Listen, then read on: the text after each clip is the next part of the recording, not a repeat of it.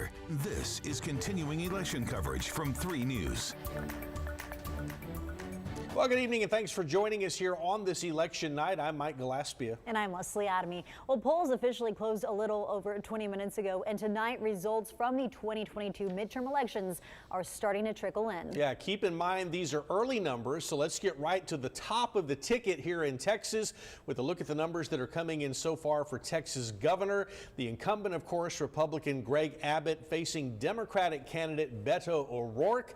And Governor Abbott, of course, hoping for a third term in office, and we're going to work to try to get those numbers up here for you in just a bit. Meantime, Beto O'Rourke, as we reported earlier, he is in his hometown of El Paso tonight as those results start to trickle in. Let's go ahead and see if we can give you a live look now from where the governor, the incumbent, is watching. Governor Abbott is in the Rio Grande Valley tonight, also waiting as those results start to trickle in. Let's do this. We have our political analyst, Dr. Bill Criss, in the studio with us, and throughout the evening we're going to go back and forth and talk with him about some of the results that we've already been seeing here. And let me ask you about the governor's race, Dr. Criss, because win or lose, this has clearly been the most competitive race that Greg Abbott, I think, has faced to date. Both candidates raising a lot of money, with much of it being spent on television ads. Do you think that's been effective in changing anyone's mind? Yeah, I think that Abbott's advertising campaign was more effective than Beto O'Rourke's advertising campaign, and it looks very much like O'Rourke's going to lose. The only question is what the margin of victory will be for Governor Abbott. It looks like about 8 to 9 points. If he does better than that, gets into double digits, that'll boost what most people think will be a presidential campaign for Governor Abbott. So the early numbers here, you don't think much changes. They kind of tell the story here as we're going in?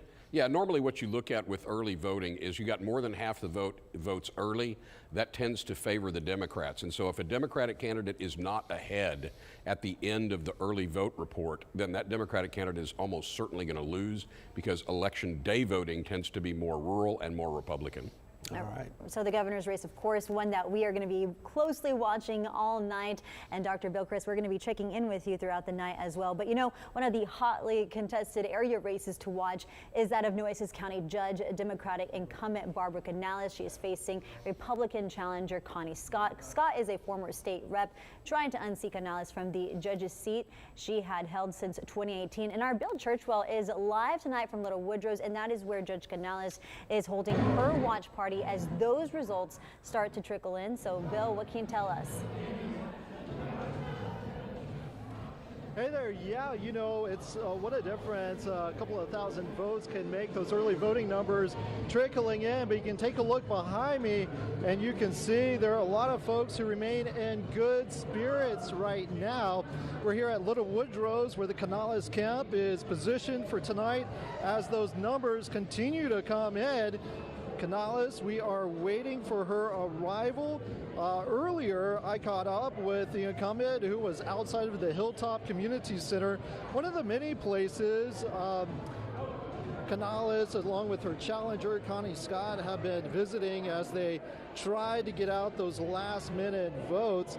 Canales remained upbeat and positive earlier. She has held the judge's seat since when she won in 2018, telling us she is proud of her accomplishments from the past 4 years. Judge Canales had been hitting the polls since they opened this morning, trying to get out those last-minute votes, and she told us earlier that she is feeling good, saying her campaign is built on positivity, strong messaging, and a great resume. But we'll continue to keep you updated from the Canales camp. I'm Bill Churchwell reporting live. Now back to you.